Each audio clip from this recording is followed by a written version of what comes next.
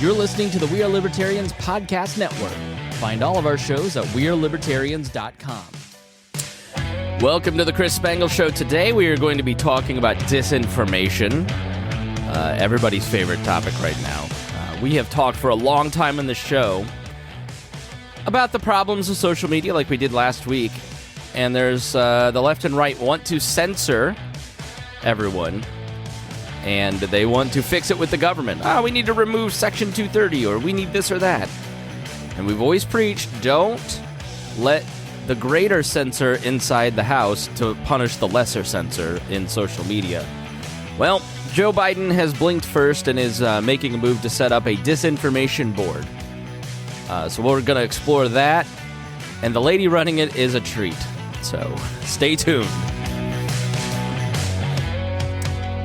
You know what? I just realized that I'm using the wrong intro for this. Oh, hold on here. Let's at least have some normality here. Warning. This show is for adults by semi-adults, so the language is sometimes strong and offensive. I don't know what I said. Welcome to the Chris Spangle Show. Our goal is to help you sound smarter while talking to your friends. If you struggle to understand politics, we explain it from an independent, libertarian point of view. With all of the irreverence it deserves, we toss out the screaming heads, put people before political parties, and give context to the news to make you think. Now, here's our host, Chris Spangle, a 15-year veteran of politics and media. I thought about changing that intro anyways, just because I don't want Donald Trump in there anymore. Or even really Ron Paul. So we may have to adjust it. And I don't use it for every one of these shows. If I'm doing an interview, I don't want them to have to... I don't want the guests that I have on to sit through the long intro, and I could do it later, but I'm kind of lazy. So, I don't know. I may need to change this a little bit. We'll see. I know some of you really love the intro, like have it memorized and committed, to memory full stop, but we'll see what we're going to do. We need to standardize things a little bit. It's the year of professionalization. It's the year of getting our things together. So thank you for joining us. Before we start, we always like to thank all of our patrons, members of Wall Plus, as we call them here. And you can join by going to patreon.com/wearelibertarians or joinwallplus.com. That's WAL. Should probably get WALL just to be safe in case somebody types that in. It's very, stupid of me because I have to explain that every time, and you shouldn't have to do that. So if you don't know and you love this show and you can't get enough, you have to go join the Patreon. You have to join Wall Plus because you're getting an extra show a week now. You're getting early episodes of History of Modern Politics at the $10 level. You're getting the Build the Wall, which is an infrequent look. It should be a more frequent look at the building of We Are Libertarians. I need to get my stuff together on that. You get the complete archives of the network, of this show. There's like 1,300 shows that are not in our feed.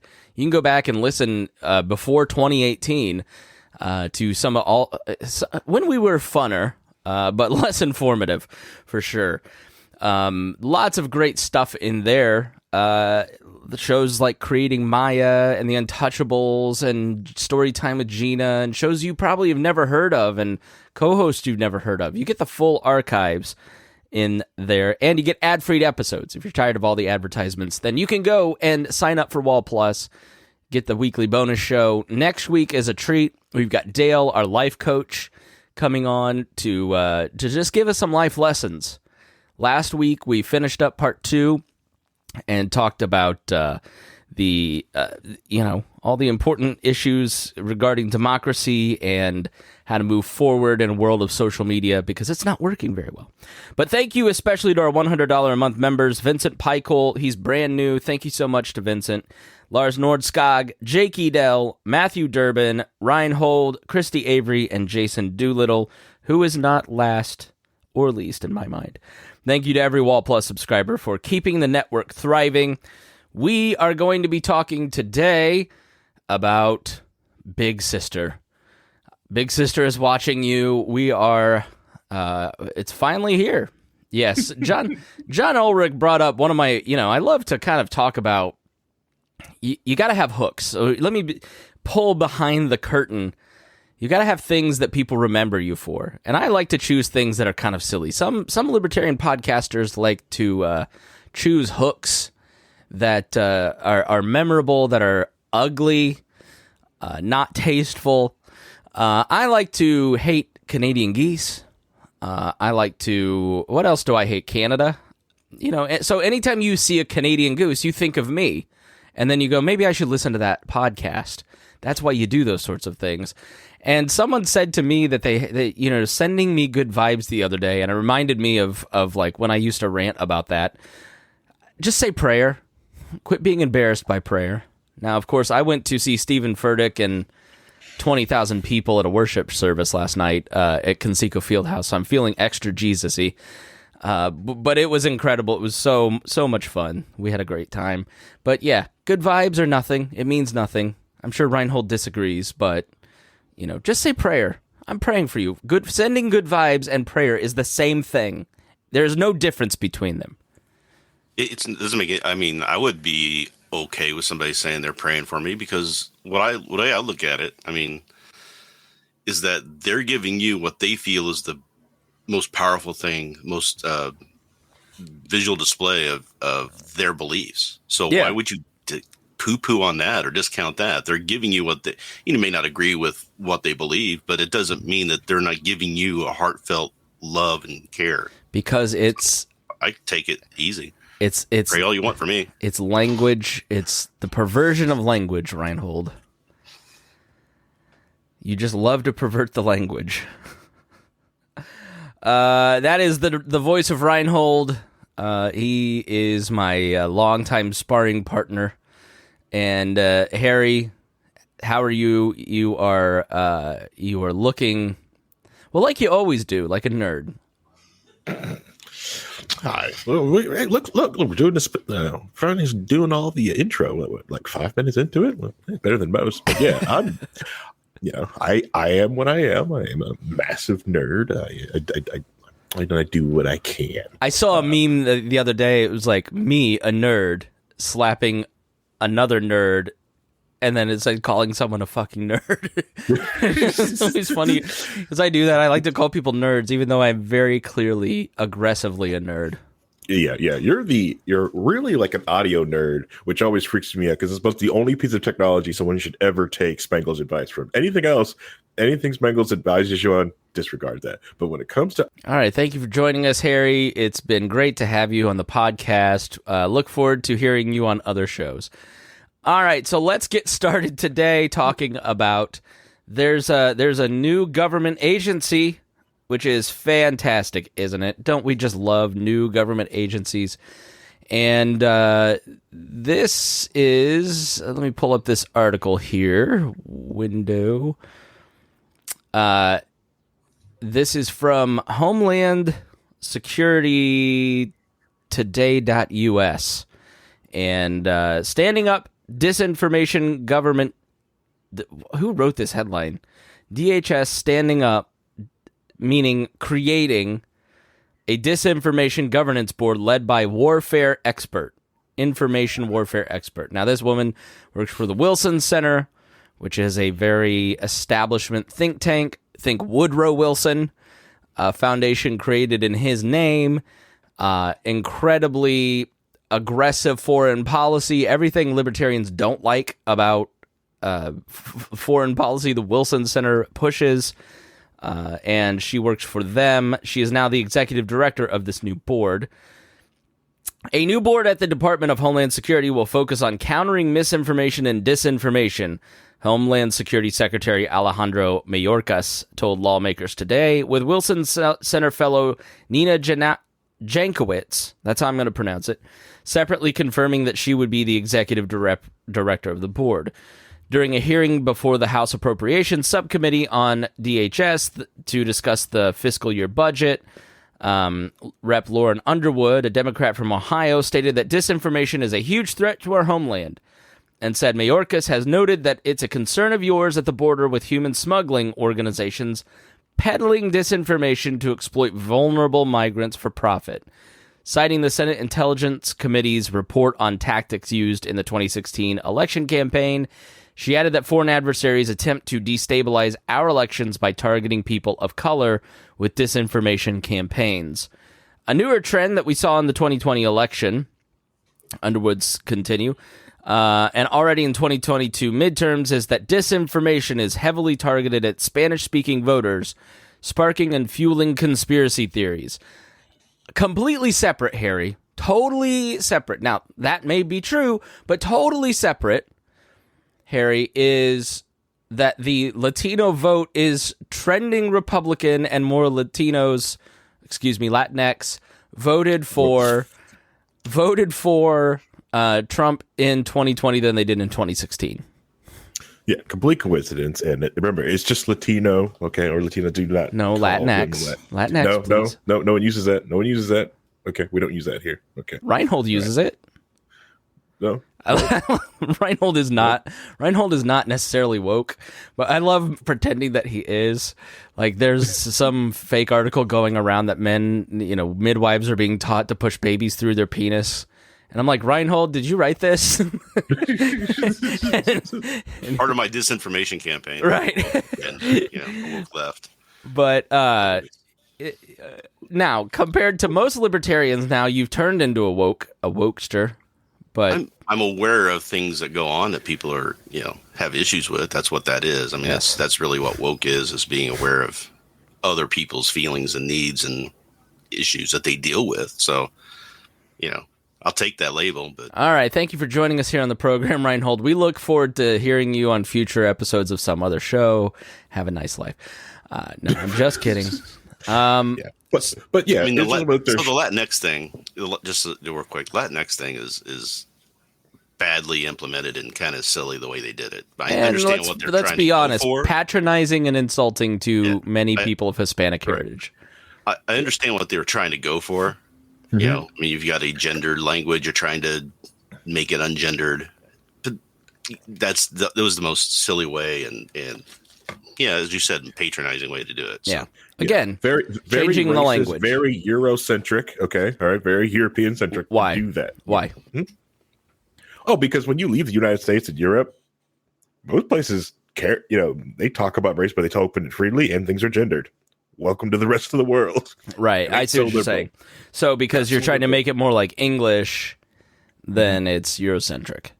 Yeah. The other thing with it is the thing is, like, when you say like black culture here in the United States, it's like this, the back, it's like you've talking about people who don't really have like talk to like home country or massive culture from another country. When you talk about like or Latinos or Latin people, also where are they from? Are they Mexican, Honduran, Cuban, Puerto Rican, Venezuela, Belize, Colombia, Brazil, even in the Dominican, Argentina. I learned like the north of the Dominican island speaks a different dialect than the south of the island. Mm-hmm. Different language. Mm-hmm. And there's also a crossover. Like there's so many people that were shocked. They were trying to complain about the Disney movie Encanto, and it was like, who are these people? Why are their hairs like this? I thought this was a country. It's like, yeah, the hell it is down there. That's how some of the people are. I loved Encanto. I thought it was great. When we were at, despite our comments on Latinx, I'm a big fan of representation. Like, I don't mind that I've never seen a white male face in any commercial anymore. Which is back in my day, we saw white people in commercials. When we were in the Dominican, there was we became friends with one of the guys, Orlando, and he was showing us pictures of his daughter, and she had a Moana birthday party because Moana is, brown, lives on an island, like. She really identified with that princess, Encanto is just expanding that. And, my stepdaughter loves it, watches the sing along all the time. That kind of stuff I have no problem with. And that's all good stuff. But anyways, we're off topic. Back to the censorship here in the government. So Politico Playbook reported that DHS is standing up a new disinformation governance board to coordinate countering misinformation related to Homeland Security, focused specifically on irregular migration in Russia. Nina Jankowicz, who studies the intersection of democracy and technology in Central and Eastern Europe as a Wilson Center Global Fellow, has advised the Ukrainian government on strategic communications and is the author of How to Lose It, The Information War, Russia, Fake News, and the Future of Conflict. I just bought the book. I'm going to read the book, so I'll report back on that. She tweeted out, "Honored to be serving in the Biden administration and helping shape our counter-disinformation efforts," adding that a huge focus of our work, and indeed one of the key reasons the board was established, is to maintain the department's commitment to protecting free speech, privacy, civil rights, and civil liberties. More to come as we dig into the big job. Like, if you're on the further right spectrum, like Reinhold, this has like all the things that inflame them. She is she studies the intersection of democracy and technology at the Wilson Center, who's a global fellow and has advised the Ukrainian government and wrote a book on the information war and how Russia and fake news and everything. Like, if you're in the Mises caucus, your head is exploding right now. All right, Reinhold has no comment. But in February, they said, anyways, so that's the new board. So who is this Nina Janowski person? So she said in an interview earlier this month with NPR, promoting her recent book. Let me just expand this for you guys so you can read along too. This is from Reason.com. Yesterday in an article by Joe Lancaster, new DHS board seeks to counter what it thinks is disinformation. So she wrote, she told host Michael Martin, "I shudder to think about if free speech absolutists were taking over more platforms. What that would look like for the marginalized communities all around the world. We need platforms to do more, and we frankly need law enforcement and our legislatures to do more as well. And in other countries that are looking at this, the UK has an online safety bill that's being considered right now, which, if you remember last week, Jonathan Haidt said that was a model piece of legislation to rein in these different platforms because Congress is non-functional, where they're trying to make illegal this currently, quote, awful but lawful content that exists online where people are being harassed. So this gives you an insight into the wildly over-the-top reaction to Elon Musk buying Twitter, which we'll talk a little bit about that later. Like, This Week in Tech, I love Twit. I used to love Jarvis and Leo, but like at the end of This Week in Tech, they're like, this is just Elon buying. This is just the end of democracy. Like, I mean, the reaction this week from the left over Elon Musk buying Twitter has been phenomenally insane. I mean, Reinhold, please, even you have to think that has been over the top. No, you don't. See, well, here's what you guys are missing. What they have to do this in order to make sure that I can't do it with a straight face.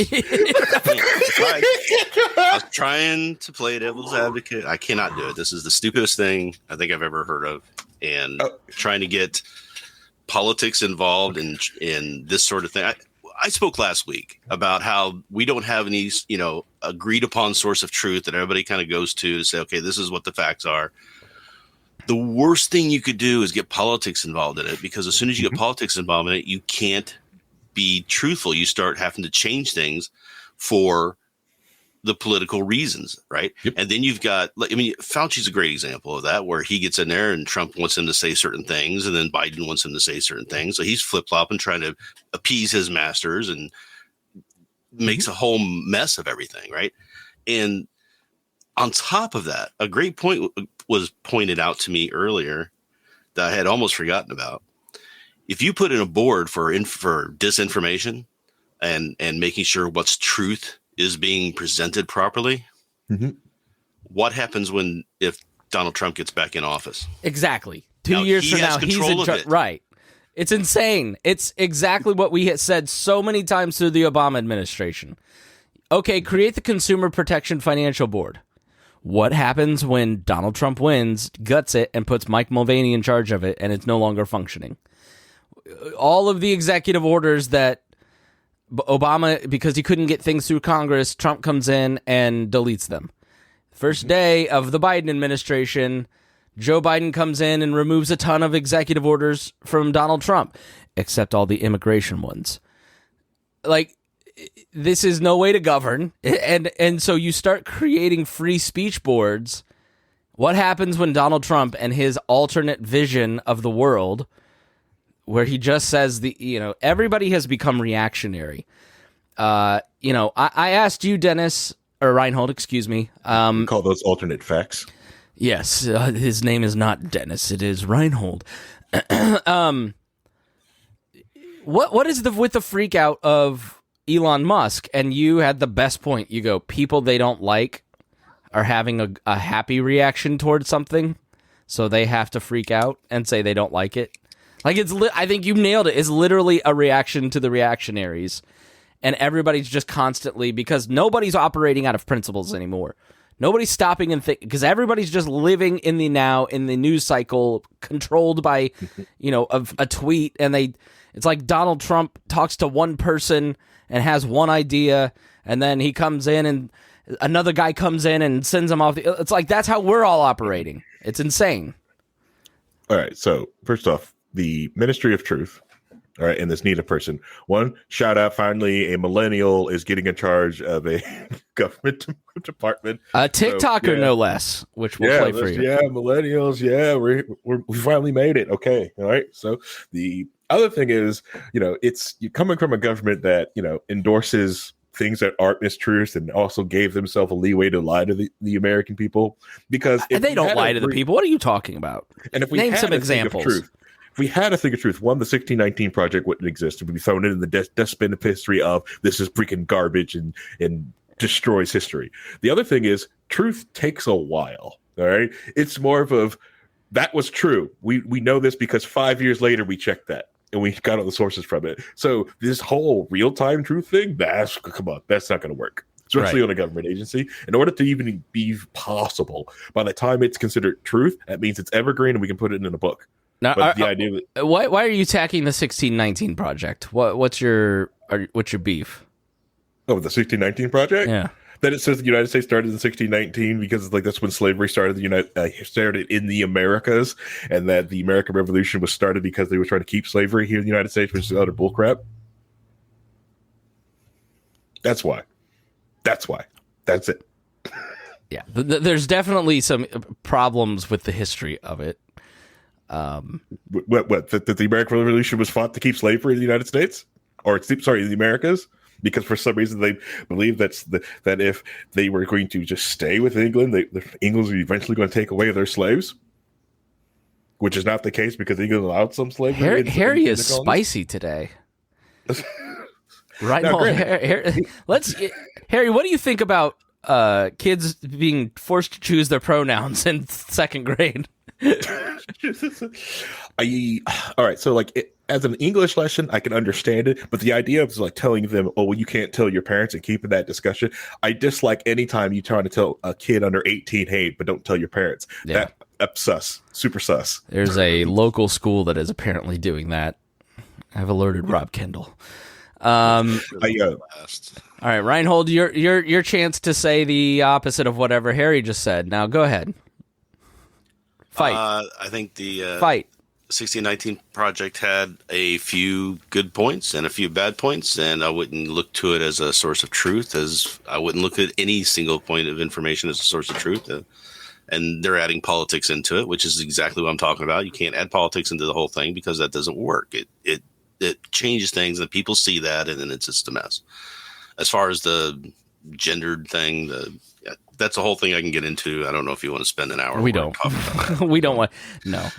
We'll just go move on. I think we need to do a DeSantis episode because, I think it was a good thing to say to schools you can't tell kids that they're not allowed to tell their parents something, or even though it had it, they were right to take out the thing where you were punishing teachers, but punishing Disney and adding $1 billion to the burden of taxpayers is insane. So there's, I don't know. He's a complicated, interesting person, but we'll do an episode on all that later. Yeah, the real threat should have just been, we're going to give Universal a better deal, right? Universal's better anyways. I like Universal way better than Disney. That's would have been the other score. Like, we're going to give them the better deal. We'll show you. Yeah, I don't have kids, so I prefer to go Universal any day of the week. Yeah.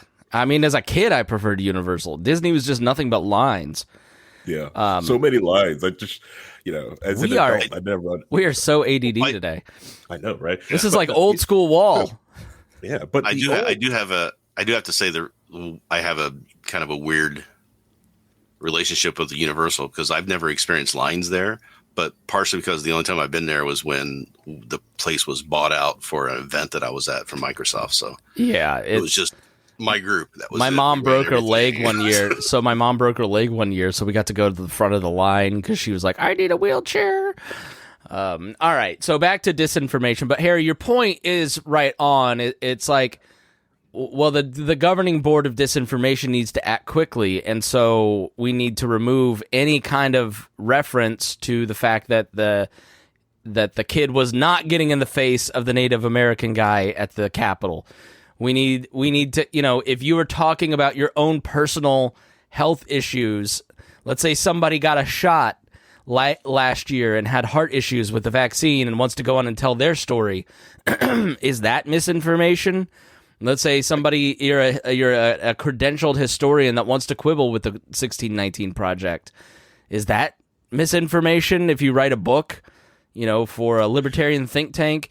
If you are questioning whether or not the United States should send billions of dollars to the Ukraine right now, is that misinformation?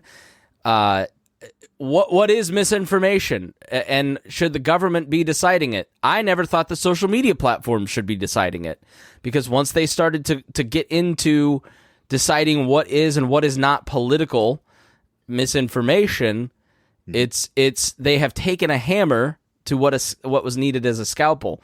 And that is not to say that, as I said in the bonus episode, that Russian bots, Chinese bots, these are real. They are trying to influence our elections. You can read the Mueller report like Reinhold did. Like, do we as a nation really want these countries interfering in our elections? We as libertarians don't want us to be interfering in their elections. So why would so where do we draw that line? Go ahead, Reinhold. Well, I do have a quick take on that one, though. The Russian thing is that we're trying to say, that Russia can't say this stuff about our elections.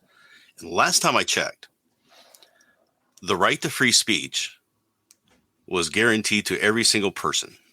Not every single citizen, not every single American, but every single person. Inalienable rights. It's a human right. They come from being a human. They come from being alive, not from any government. They can't be given to you by a government. They can't be taken away from it by a government. They can just be defended. So why are we violating our own rights, our own belief in what these rights are, just because we're worried that Russia's going to lie about us? They're going to do it anyway. And then they're only saying things that people on the right are already saying. But people without master degrees might be fooled by it, Reinhold. Yeah. I mean, we need people with, we need Harvard and think tanks and other places of information where people can go to and say, you know what, they've looked at it. This is their thinking. This is their reasoning. This is why they're pointing it out. That's why I like going to different. I love reading the left and the right side of an issue. I go to CNN and read it. Or I go to Fox and read it. I'll see what they're saying against each other. Op-eds. Real Clear Politics does this thing where they do a topic, and then they'll have somebody from the left and somebody from the right there. And you can read the differences, and you can see this person saying this and this other person saying, oh yeah, but you didn't mention this, and this changes things. And then they kind of counter back and forth. It's how Dan Rather got caught. Right. Right. because people said, no, this is bull and this is why, and they put the information out there and people realized it. So the truth comes out eventually. It's just a case of, are people willing to accept it? Are they so blind in their allegiances these days that's been cultivated through misinformation on both sides? Are they willing to change their views on that? Well, that's the biggest thing we need to fight. The reason that right-wing media has grown, and this is the problem with much of the progressive vision, is their solutions to these problems backfire and don't work. You ended up creating a stronger, more aggressive right-wing media ecosphere on the back. I literally just saw an ad for Piers Morgan and his new TV show on Fox, and the whole thing was, they tried to cancel me, but I'm uncancelable. Subscribe to Fox Nation so you can see my new show because I won't be silenced and canceled. That's literally the script of it. And so these guys, Sagar and Crystal, their whole deal is just like growing their media outlet on the backs of, we're not CNN. So you created this whole new right-wing media sphere because people want to find out. They don't trust these large institutions anymore. And they know that they're being lied to when it doesn't fit their own personal experiences. So they want an alternative viewpoint, and someone will always give them that alternative viewpoint. Like when somebody will always take advantage of that too. Right. When the Daily Wire spends, hours and hours and hours creating a need for a new children's programming service because they are talking about how Disney is a bunch of groomers, they're not only doing that because they want to give alternative entertainment to people. They're doing it. They're spending their time. Cui bono? Who benefits? They're doing it to make Disney look bad to grow their own bottom line. That's libertarian. That's capitalism, right? Like, so you just whatever, you can choose to buy the service or not. The problem is when people want to come in and say you can't do that. You can't have. So you created the need for these new services that you don't like because you took all of these regular people. I'm not talking about the ugly people who are threatening to kill people. That are wildly violent and harassing, or doing and saying illegal things. And I think it's perfectly within the rights of these services to not allow pornography if they don't want, for instance, or anything that violates local laws or that sort of thing. But when you took people like your racist uncle off of the platform, you took away the chance for that person to be checked. And you sent them away to places where they're unchecked. And so let's sit back 5, 6, 7 years from the decision to start moderating the content and kicking people off of these platforms and ask ourselves, are we getting good results? And the answer is decidedly no, because it feels like everybody's getting more racist, everybody's getting more aggressive, the very foundation and social fabric is being eroded. The common stories are being eroded. Like there's definitely a dark side to all of this on both sides, and I do understand why the left is freaking out, because Twitter moderation has advanced to a point where it's like people want it to be peaceful, Harry. They don't want to have to look at things they don't like and ugly things, and they shouldn't be. You shouldn't be harassed for your race on a platform. Like there's just no place for it. Yeah. And they're afraid that that's going to go backwards, especially considering the very real problems at Tesla and racial issues that have gone on there. Yeah, exactly. But just like the Romans later found out, like with Christianity, the more you try to push underground and suppress it, it kind of grows. Christianity grows really well when you try to push it down, and then. And like you said, with the backfire thing, think of how like Alex Jones really got his start. He got his start because the government and all the news agency covered and lied about Waco. That's how people started to really listen to Alex, because he reported on what the heck happened at Waco. He went there and said, this is what happened. This is what was lied to you about that event. And that's when people was like, oh my God, this guy's spitting. There's other alternatives out there. Just like how, the golden EIB microphone got started, because when they controlled everything and someone else wanted another voice, here's this guy, here's this loudmouth on a microphone and on an AM radio station to pick up. And go read Rush's books. Like, the same stuff was happening then. Like, we're just having the same arguments about different things. Like, if you go read Buckley by Carl Bogus, you see the same arguments were happening back then. Like, it's, we're reinventing the arguments. Correct. That's what, like, Dr. Thomas Sowell talked about this, and he's like, it's very frustrating. The reason why he retired is he said, like, I'm having the exact same arguments that I had in the 70s and 80s right now. Like, we have discussed these. We have torn down these bad ideas, but some people won't go back and read some old books because, like, oh, that's old. Well, this is the new book. This is the better book. I was like, listen, especially Thomas Sowell's like, I've traveled to these places to, and understand what the heck is going on. I didn't sit in my Ivy Tower and write down, like, this is how these people feel down in this area. I actually went through those, but the issue with, like, the misinformation is, like, when they do get caught in that big lie and they get to get exposed for that, because it also shows you that the whole thing, like, knowledge is power. It shows you how powerful being controlled, what the truth is, and that information, or control the fire hose of information, is the biggest, baddest weapon, in our time, is just information, getting information fast enough. It's because the other things of, like, misinformation, when we talk about, are we going to really take about misinformation? Because the term white nationalist, or calling someone an alt-right Yahtzee or something like that, that term gets tossed around so much to people who aren't that. Is that what we're talking about, misinformation? Can someone get kicked off a platform for calling somebody that? If you're calling people a groomer, you're watering down the term groomer for a very real problem for your political expediency, and you're the exact analog as the people running around calling you a Nazi, which you've railed against for 10 years. Like, you're doing the same thing. You're watering down the word. Like, it's insane to me that nobody checks it, goes, well, if the principle is wrong, then I shouldn't do X. It's they're doing X, so I should do it too. It's just the craziest, most ineffective thing. What people think this is some sort of bastion of liberalism, like progressivism, not liberalism. It's a bastion of classical liberalism. We're taking back the word because I'm not living in my feelings. You're living in your feelings. Ron DeSantis feels good, but he's violating the principles that you held 10 years ago. Joe Biden feels good punishing these people.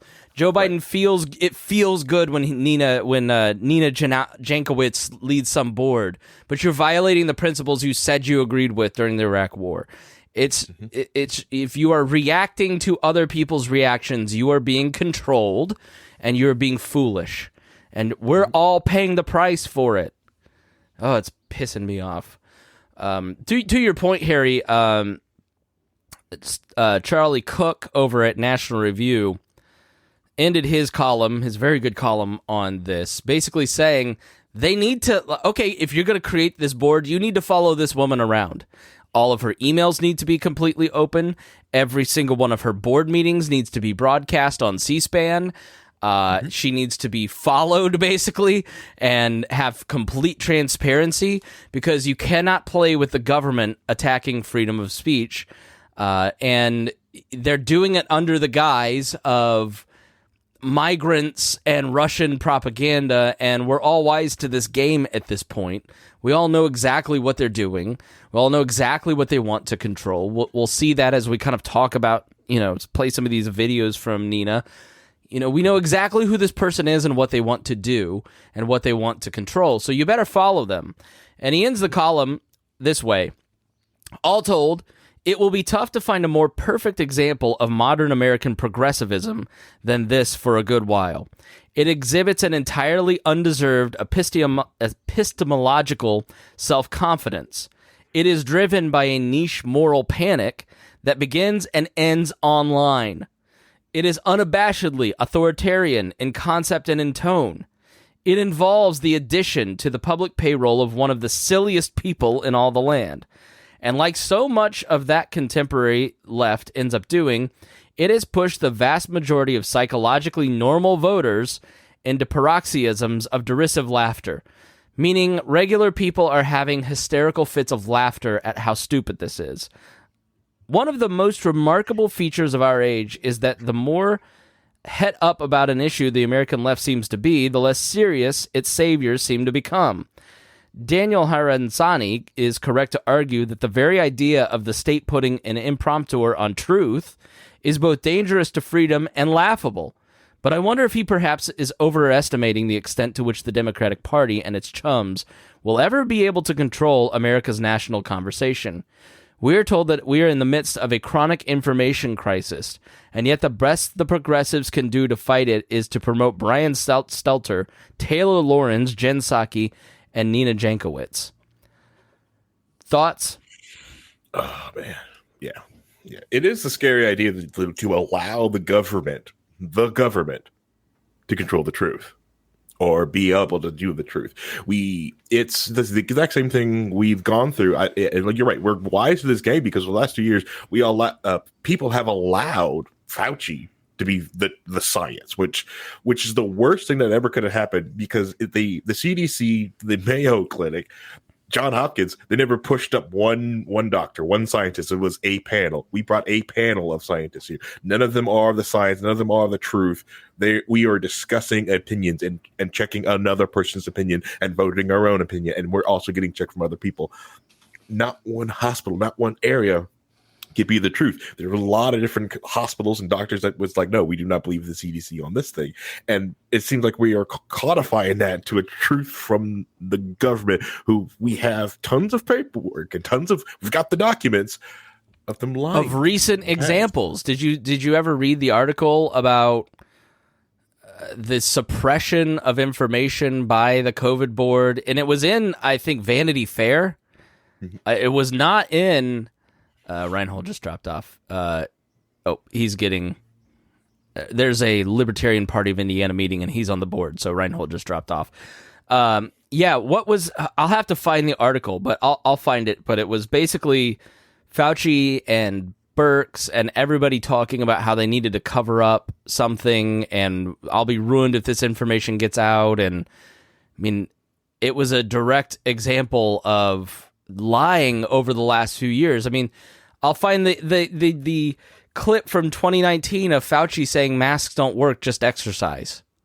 Right. Yeah. Just exercise and get yourself better. Hold on. You monologue while I find these things, so people need to hear it. Yeah, but there's tons of different things about there. John Hopkins University came out at efficacy on like wearing masks and just doing different tests like that. Because as we all know, whoever ever worked in any like environment, warehouse environment, the kitchen or around blood, is that improperly worn PPE doesn't work and is actually harmful. So you've got people out there wearing masks that are, improperly worn, or it's old or gets moist. It's like, so it just becomes like, it becomes ineffective. And then you've got someone who's got this mask on for like 5 hours, probably's got all kinds of other fecal matter on it because they're just breathing around areas or touching the dang mask, or if they're not wearing it correctly and it's not sealing around the side, it drops to basically. Well, I remember watching Fauci on one of those Sunday morning shows saying, like, do not bother with a mask because you're just going to touch your face more. And so it just always like, that was one of the things that really made me go, what is going on here? Like, the cloth masks don't work. Why are we all wearing cloth masks and pretending this does anything? Yeah, cloth masks with logos on it and branding. We're all pushing them out there with some neoprene on it, and you've got people out there like swimming or like exercising with a mask on. But yeah. It's if you just exercise, it's good for you. Exercise is great for you. Here's Fauci in May 2019 on, I don't know on Bloomberg. For me to prevent getting an infectious disease and having to have you as my doctor is what? He's asking the best way to wearing prevent a mask. No. You do that. If somebody's, I can see they're ready to sneeze or cough, walk away. You avoid all the paranoid aspects and do something positive. A, good diet. B, you don't smoke. I know you don't drink, at least not very much, so that's pretty good. Get some exercise. I know that you don't get as much exercise as you should. That's correct. Get good sleep. I think that the normal, low-tech, healthy things are the best thing that you can do, David, is stay healthy. All right. Well, I'm going to try to do that. And if anybody had said that on, like, people got banned for saying exactly that in 2020 and 2021. Yep. Like, that was misinformation. And if you don't think that we're creating this board to fight misinformation in Russian propaganda around elections, and people are saying that the U.S. border is wide open and poor people are being hurt at the border and we need to stop that. Those are very noble things, and that's what the government does. They try to introduce programs that are very noble things, and then it wildly metastasizes into something that starts to destroy the system. Government is a cancer, Harry. Yes. So what do you think about that? Go ahead. I was just going to say, plot twist. We actually need those migrants into this country because our population is going to decrease, and we need them to come in and work because you guys keep bringing up kids who don't want to work on our awful farms and be exploited. So, yeah, it's your guys' fault. This shouldn't happen. Vanity Fair, March 31st, 2022. Catherine Ebon is the author. Inside the virus hunting nonprofit at the center of the lab leak controversies. Chasing scientific renown, grant dollars, and approval from Dr. Anthony Fauci, Peter Daszak transformed the environmental nonprofit EcoHealth Alliance into a government-funded sponsor of risky, cutting-edge virus research in both the U.S. and Wuhan, China. Drawing on more than 100,000 leaked documents, a Vanity Fair investigation shows how an organization dedicated to preventing the next pandemic found itself suspect of helping start one. And you go through here and you read these conference calls that are happening. After Bloom described his research, the Zoom meeting became extremely contentious, he wrote. Anderson leapt in, saying he found the preprint deeply troubling. They are all yelling at each other. Anderson, who had found some of his emails with Fauci from early in the pandemic publicly released through FOIA requests, leveled a third objection. We need security outside his house, and my preprint would fuel conspiratorial notions that China was hiding the data and thereby led to more criticism of people such as himself. That's when Anderson made a suggestion that surprised Bloom. This is all a government body that is meeting on a Zoom. He said, delete the preprint or revise it in a way that would leave no record that this has been done, given the contentious nature of the meeting. At that point, both Fauci and Collins distanced themselves from Anderson's offer, with Fauci saying, as Bloom recalled it, just for the record, I want to be clear that I never suggested you delete or revise the preprint. They seem to know that Anderson had gone too far. But you can read this long article in Vanity Fair talking about government agents wanting to cover things up. So, it's... I mean, Harry, this is just the nature of government. Government wants to control and cover up and all of that stuff. Yeah, especially the son of a two-quid whore prostitute, Peter Balsack. That sack of crap, that piece of garbage is the reason why COVID was able to spell and as much as it did, because that piece of garbage worked with the WHO and the People's Republic of China, basically the Communist Party, to fill out the disinformation out there, talk about, there's no human combat. We just discovered this is awful. Peter Balsack, that sack of crap in that article, that's him. Reinhold, welcome back. Hot Take Harry has been on another spree. He's unleashed. Uh-oh. He's on a rant. Yeah. Harry rant. So I was going to say too, do we want to really give this type of power or this type of position over to someone like Christopher Rufo? Right. Who will be the information czar, who already is headed to be the head of every school board in the nation. Yeah. Or Dinesh D'Souza, one of the two. I mean, both would be horrible options, right? So let's not do that. Because liberal tears, if Trump gets, they care more about liberal tears. So if you're a liberal listening to the show still after Hot Take Harry's day, you got to think about it. The government has two speeds: putting out infographics and crushing poor people under its thumb. And this is their infographic. And a lot of this, hey, we talk about on the show, disinformation stops with you. They convened a large panel to create this infographic that you've never seen and never heard of that I found through deep research, clicking several links to get to. Now, nothing in here is controversial. It just, here's how here's a sheet, a 6-page sheet on how to recognize misinformation, question the source, think before you link, talk to your friends, nothing in here. And that's, this is the kind of stuff that, they repeat themselves that they do. Yeah. I think I posted an article in one of the wall chat rooms and about someone getting hurt, because of misinformation. And Spangle's quick reply: "Did this person not have agency?" Right. And this is so these people don't have agency. Our schools, which you force us to try to send our kids to, it probably doesn't adequately get them to have the ability to question and read these. What were we talking about? What was my brilliant reply to? It was an article I wrote because someone's family member was hurt because of a COVID, because of misinformation online, that they didn't want to take the vaccine. They didn't want to do certain steps. But this wasn't someone in the middle of the sticks there, out there in the middle of the deep Midwest or the deep West. This is someone that was in New York City. Okay. Yeah. And you're trying to, so this person clearly had a city education, understood thing, had hospitals, all these scientists around them.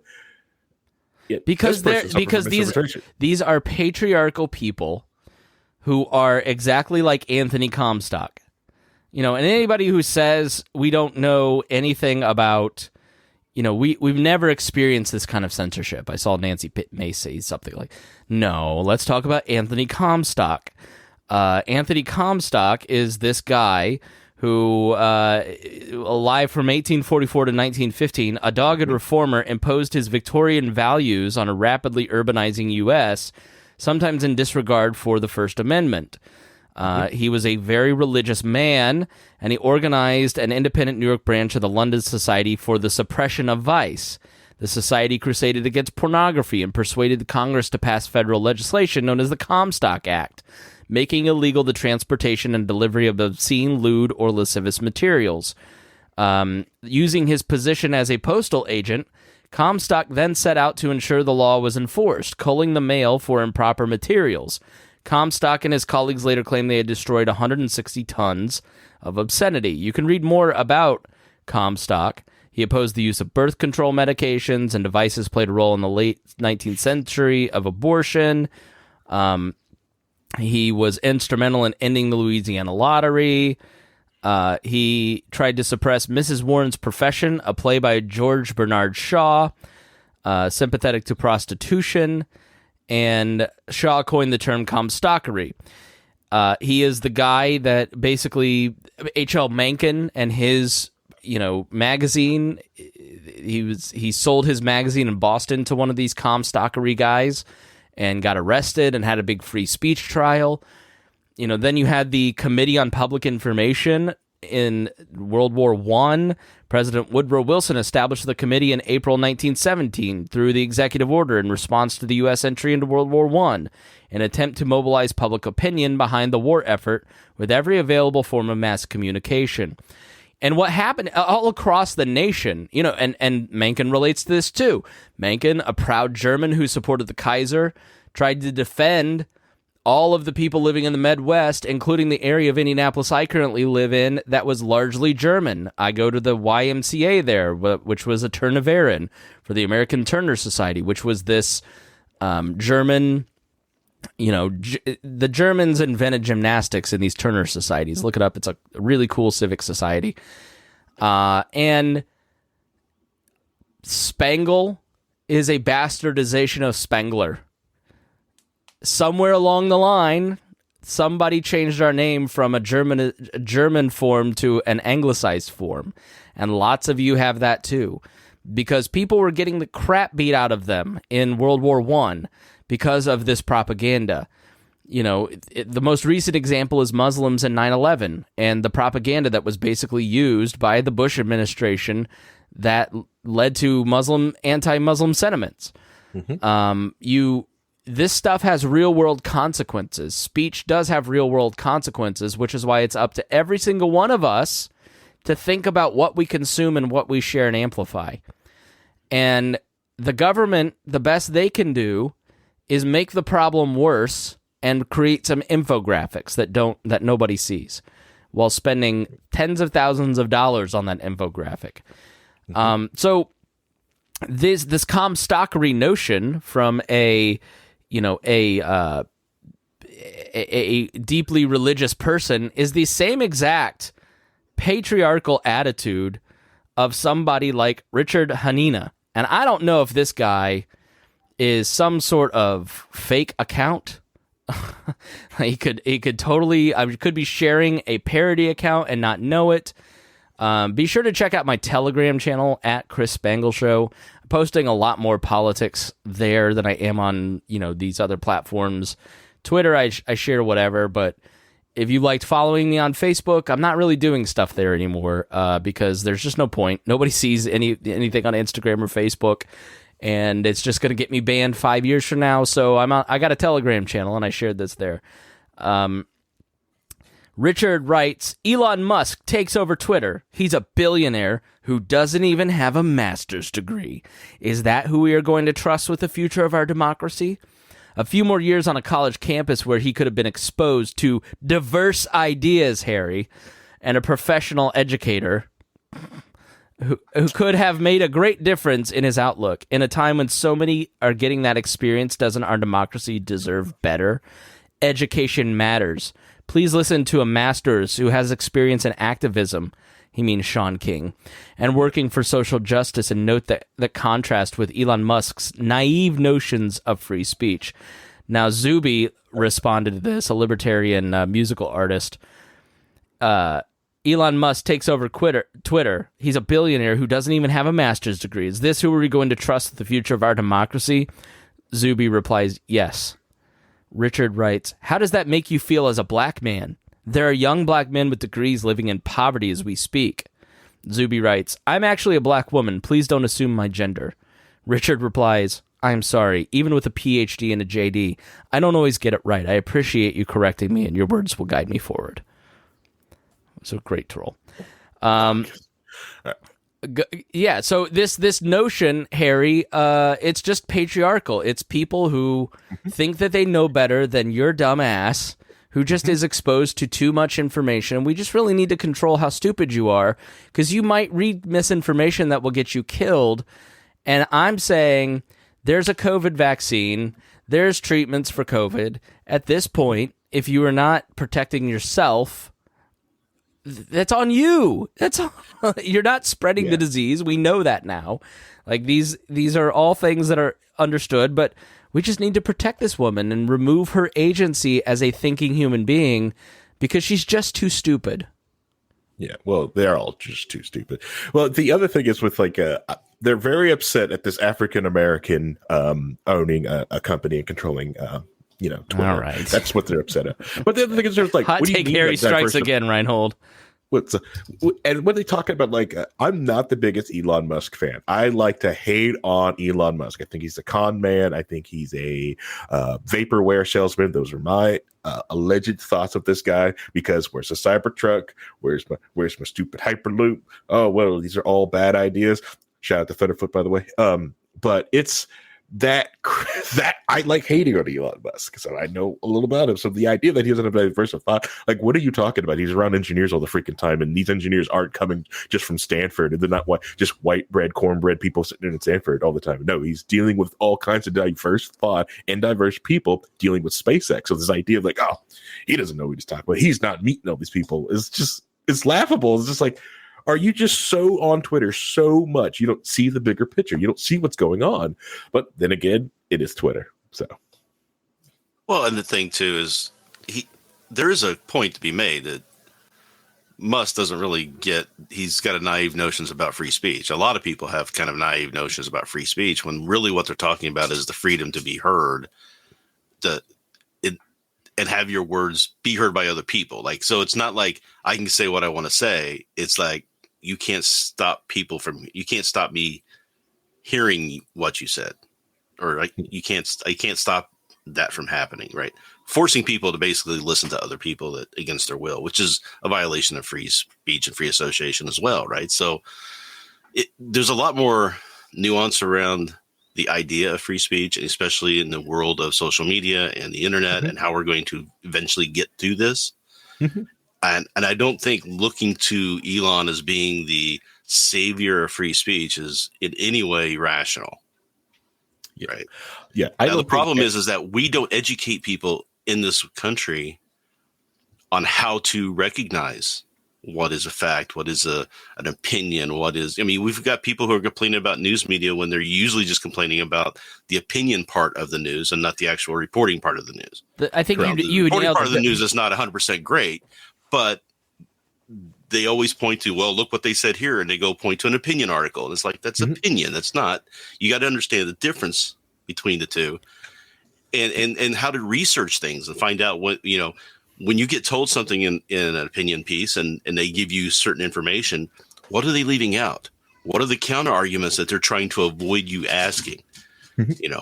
You have to recognize the stuff. There's got to be critical thinking classes. Now, I went to high school and I didn't get trained in that. So you nailed on something. Right, a lot of people on the right think that Elon Musk is going to save free speech, and they're as delusional as Leo Laporte, who thinks that free speech is going to die. Twitter is something you can delete off of your phone. Harry, you nailed it. These online debates that exist online that don't exist in the real world fool people on the extreme right and left who spend too much time on these services and think that this represents reality. It doesn't. It's like 5% of 1% of the population lives on Twitter. And Elon Musk is going to walk in there, have a ton of meetings, and he's going to realize how difficult. Go listen to that Rogan interview with Jack Dorsey and the person that cried. Like, it's a bigger challenge than most people think. And Elon Musk certainly could make the platform worse by removing all these restrictions and filters and unfettered free speech, and it could end up Gab. And then the thing dies, and that could totally happen. Or he could make it better. He could make it a great product that everybody wants to use, and it's the right, he's excelled at it. Nobody knows the answer. So to say that this guy is going to give you exactly what you think you want and what you expect, or to think that he is going to destroy something, including the entire society, you're fools if you hold those opinions. Like, we don't know. Just hang back. Let's see what happens, But in reality, this is just Twitter, Harry. Yeah. And that interview with Joe Rogan and Twitter, and the lady who cried with other Beanie Brother, Tim Pool, he got some really good ones on that. So it's essentially good to go back and rewatch that episode. It's really good. Beanie Brother. Yeah. What? Tim Pool was a beanie. I wear a beanie. It's it's Beanie Bros. Okay. Anyways, but the aspect of it with it is, you're right. All these conversations, not everyone has a Twitter account. Twitter is not even one of the biggest, largest social media networks. I don't think it ever has. I think it's like fifth or sixth. Yeah. It's like, it's top five. Well, it's one of the top fives, as it all fluctuates because so not everyone's on there. And I still don't know what their business model is either. So. Right. And it's been shown this week that they possibly allegedly have been pumping and juicing the numbers a little bit too much. I'll be honest, I don't know what's happened, but on these big accounts that I run, all of a sudden for the first time in years, we're starting to see real follower growth. I'm starting to see algorithm lift. I'm starting to see people pop back up. I'm wondering if, this is wild speculation, if engineers at Twitter are doing something. They're giving Elon what he wants before he's actually in control, as a way to kind of sink the deal. Why is Tucker back all of a sudden when Elon doesn't control the company? On there too, right? Why are those people Elon does not control the company yet, and I wonder if people are doing that stuff to kind of give him bad press, and kind of fuel the fire. That's my guess. I wouldn't be surprised if we find that out. Well, the thing is, I was going to say, they locked out engineers of changing anything of the source code. Also, you have to get VP approval to do anything with it. Right now, anything on. Yep. Yep, they had to lock them out. They locked all the engineers out. So if you have to do a change on Twitter right now to get some of the source code, you need VP approval till this deal goes through. And it does feel like some sort of block or something was changed because a lot of other people are noticing like, this growth pattern. And if you go on to like the social place, like of some of these of a bunch of different networks, you're watching these massive rising tides and moving things. So it's like someone is trying to cover their tracks before the deal has gone through. Yeah. So it's like, we've got to do this, but because we're going to get scrutinized all hell. So let's remove some things. Well, I heard too from several large kind of left type of entertainment people that they immediately saw thousands of followers just drop immediately. Mm-hmm. So I don't know if that's people, trying to delete their accounts because they heard that this is coming because they're overreacting. I would totally buy how much of it might be that Twitter may have been pumping some numbers for certain people in order to counter. As much as I think Dave Rubin is a dope, I think he was spot on in saying, like, why do I have a fraction of the millions of users the New York Times has. Why do they get like 2 retweets on stories? When they're this institution, why do they get so little interaction but have so many likes? I bet they have a lot of fake likes. And Elon said he'd take a look at it. And that's like buying likes. Like We Are Libertarians did that in the early days. Like we were stuck at like 83 people on our Facebook page. So we bought 1,000 likes from some Filipino friends. And allegedly, man, all of the sudden we were the top tier of the like it was crazy how much that social proof like helped us. And then there was like the chicks on the right who bought like 100,000 likes and then got a radio show and yeah, right. Allegedly. Yeah, they hate when I point that out, but it happened. It happened. But you have a contact. Yeah, the reason. Oh, she's furious when I point that out, but I know it happened. But allegedly, that's why I was never invited on their show. Rob loves me, has me on their show, but she nixed it. But buying likes early was a big deal, and now all those have kind of gone away. It's all AI done, but back in the day, it was like literally a physical person creating an account, and you'd go on Fiverr and buy likes. And we absolutely did it for our Twitter. We did it, but like we didn't have much money, so it was like by the hundreds and not the thousands. But it did help. It helped the algo. It's how we got, one of the ways we got to 100,000 likes on Facebook. But that allegedly. Product's unusable. Allegedly. Well, so, before we go, we got to put the cherry on top of the ice cream. And I want to show you who Nina Jankowicz is and what she does and why do we, she's got the Ukrainian flag in her profile. This is, she is also a singer, apparently. She's done a couple tunes. And I'll just let you be the judge. She's actually a very good singer. I will give her this. But here is her song about disinformation that she posted on TikTok. Information laundering is really quite ferocious. It's when a huckster takes some lies and makes them sound precocious by saying them in Congress or a mainstream outlet. So disinformation's origins are slightly less atrocious. It's how you hide a little lie. It's how you hide a little lie. It's how you hide a little lie. When Rudy Giuliani shared that intel from Ukraine, or when TikTok influencers say COVID can cause pain, they're laundering disinfo, and we really should take note and not support their lies with our wallet, voice, or vote. Oh. So here's the. Oh God! Please stop. But did Giuliani have a laptop? Yeah, Rudy Giuliani had a laptop. That was the bad intel from Ukraine she's talking about. Notice that the points of misinformation. This is the information was verified by the New York Times. Reinhold. No. Go ahead. She's not talking about that. She's talking about something else. But I know that's what you all always do. Oh, we're not talking about the thing that everybody knows she's talking about. They're talking about some other thing. Mm-hmm. It's got this other thing. It was about the. No. Go ahead. We want to hear it. Hot take Harry. Get it up because the whole thing. Because we need hot take Reinhold. Didn't verify the original New York Post story. The New York Post story was still bad. It was still wrong. All they did was say that. Okay, the information that they got was good, but they were saying, the Post was saying that the information was saying that Biden did all this and Hunter did all this and blah, blah, blah, blah. None of that was in the information. Okay. That wasn't ever proven. All they did was say, yeah, there was a data from a laptop, which may have been planted. Who knows? We still don't know any of that information. But that's all the Times did, was they changed one word in an article, and now everybody thinks that the Hunter Biden story is completely true. Everything about it is true, which isn't the case. And that's where we get into what misinformation is that there's usually somewhere in the middle between both of these sides where the truth lies. Yeah. And you're not getting it because you got people yelling at each other from either side about this is all this way or this is all that way. And they're not looking at, where are the holes and the cracks where the real truth is lying in these things. Yeah. No, I didn't follow the Hunter Biden thing. I didn't care about it. We didn't do it here because it always felt like one of those, let's just wait and see what the truth is type of stories.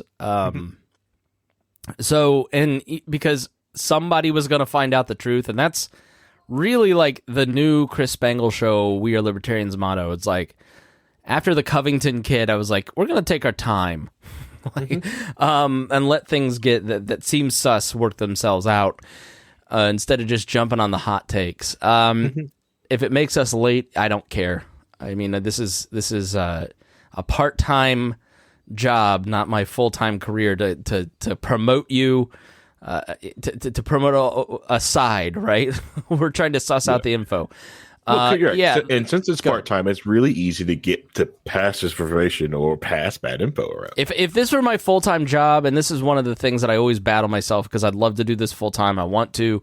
We need your financial support to do more. I've got storytelling show ideas that I want to do that I just don't have the budget for. So if you're listening this late in the program, you're the person that needs to support us financially. But, if you do it full-time, if you're like a Tim Pool, you're incentivized to push stories, push disinformation sometimes, right? Push things that are hot takes and beat up on trans people because it's going to get you the likes, But if it's not your full living, it's just the way, literally, like, funds itself and then pays a couple, like the light bill for me. So that was always the problem with like Alex Jones and those people, and Rush and that sort of thing, is that they're trying to make you come back every day, right? Come back for every show. So they can't have lulls. They have to try to amp up certain stories every day. To try to create outrage, and that's what we've done. Is we've created an outrage culture. It's not a cancel culture. It's not woke culture. It's outrage culture. And social media incentivizes it. Everything. Yeah, social media incentivizes that. That's how you get the likes. Social media makes it work. But like I said, Rush was doing it. He was doing that every day. He was doing that on the air 3 hours a day, trying to get people ginned up. Yeah. And he did it in a fun way. It was entertaining. I listened to it for years. But there comes a point where you notice that he's making issues out of things that shouldn't be made issues out of, that they're not that big of a deal. Why are we doing this? And you start to see people starting going at each other. And that's the problem with the incentivization. Why news shouldn't be a profit center. It should be a cost center for organizations. Like CBS News used to do news, right? Based off of what they thought was the right thing to tell, but they didn't worry about making any money or not. Yeah. Right? Harry? So anyway, that's... Sorry, I was shocked that Ryan Holtz said CBS. I was waiting for something from like the 1800s, like the the Rushville Republican back in my day. Sorry, Ryan. But no, and Ryan Holtz is completely right. But when you've got these organizations but that type of content that Ryan Holtz talks about, that's very difficult content to do. Even like so here, like you mentioned, Rob is attached to a very good newsroom. The WIBC newsroom does a lot of work, but it's not a massive newsroom by any means. And trying to cover an entire state, good effing luck, they miss things just like every other newsroom's miss things because the way they've also changed different things, it's really hard to get news reporters out there. So Tim Pool, we mentioned this guy, the BD guy, Tim Pool, he got his start because he was just a man with a camera and a plan and go out there to take photos, take things, write articles, record things, and reports back to people. That type of reporting is like invaluable to find out what the heck is going on, which most news agencies don't want to do. That's difficult. So that's why the AP and Reuters gets sent out everywhere, because Reuters and AP just they've got people out there doing this type of work. It's so if you like that type of work, you're right. Go if you see something, write something down. You could be yourself journalist out there and get on YouTube. But it's that type of information, of that type of misinformation, that they really like to stop, is because people are around getting information from all kinds of random sources. That's an ugly background. Come on, man. Come on. I expected better from you when you're on your Mac. Well, I just think this is. Mac? This is. I know, right? First off, Mac too. We noticed that was a Mac. Shut up. There's probably 3 different operating systems right here. Yeah, I know, right? You went to the picture of Nina holding a gun in her official picture that says "You will support the current thing." You will support the current thing. Yeah. Oof. Nothing like having a government employee on the Chinese-owned platform. Yay, Tencent. That's a really good point, actually. Now our final video here is Nina Jankowicz, who sang an erotic Harry Potter song, not a Harry song. So here is that song. Let's see how she does. Went looking for some prefects in the bathroom one day, but instead I found Harry, and so I said, hey, I helped him solve the mystery of the A, and I'd like to solve the mystery between his legs. I hope that Harry drowns tomorrow in the lake, so that our honeymoon we can take. We know that ghosts have working anatomy, but what's better than that? We don't get STDs. Death is That's a whole thing. That was Myrtle. Harry. She didn't say Potter. You could take that and send it to your wife, and she could make it about you. Actually, maybe I should make that the theme song for the low-key wall. Okay, that is the person making the judgment, the official judgment, using the force of government. Mm-hmm. They have all the guns. Making of this person's judgment is better than yours. And she has power and you don't.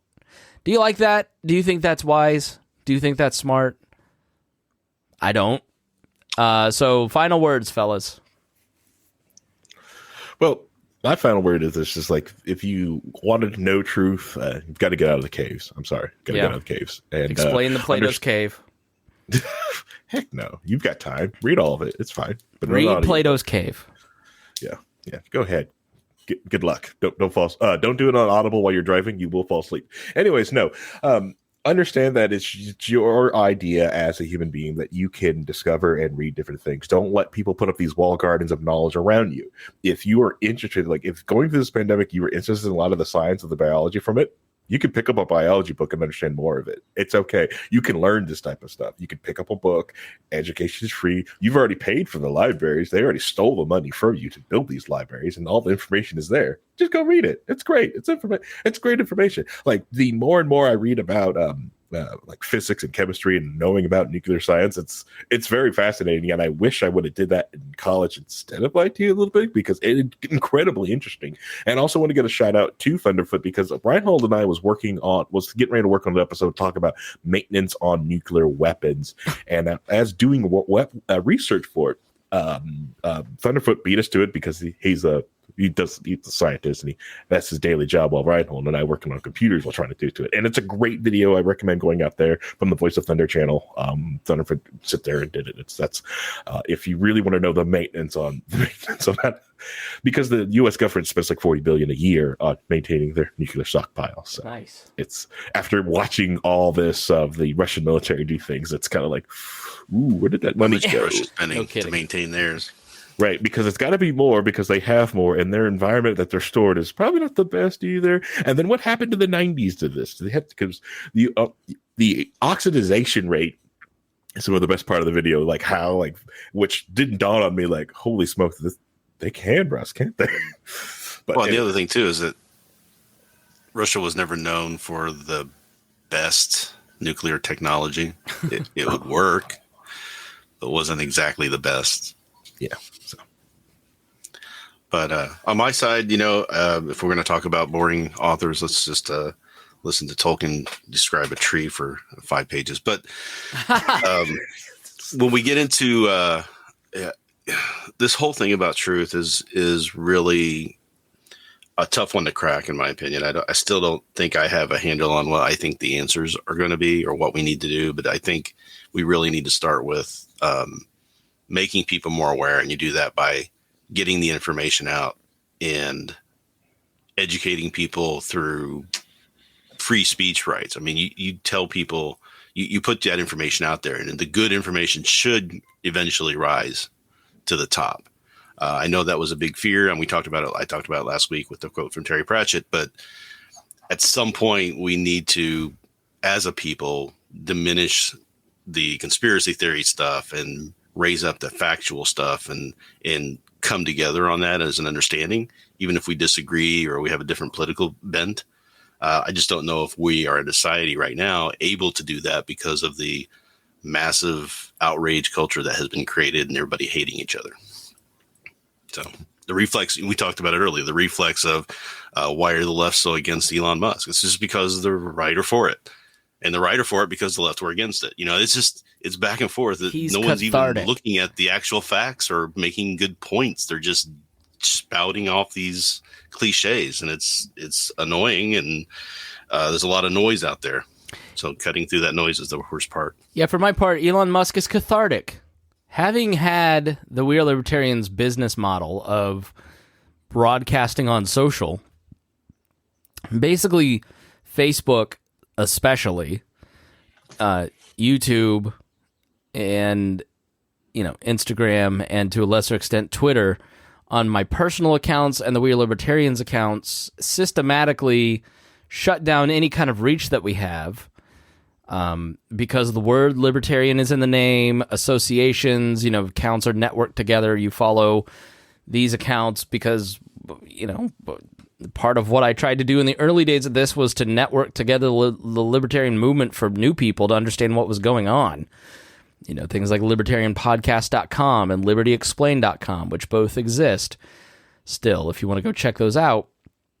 Our accounts have been systematically shut down. And when you bring some of that up and go, this is a real problem for people who are trying to do the right thing, you're told, oh, that's not real, or it's not that big of a deal, or right-wing censorship isn't happening, it's happening on the left too. And yeah, but saying to someone who is living an experience that their experience doesn't matter and isn't a big deal is what I thought we were all against, right?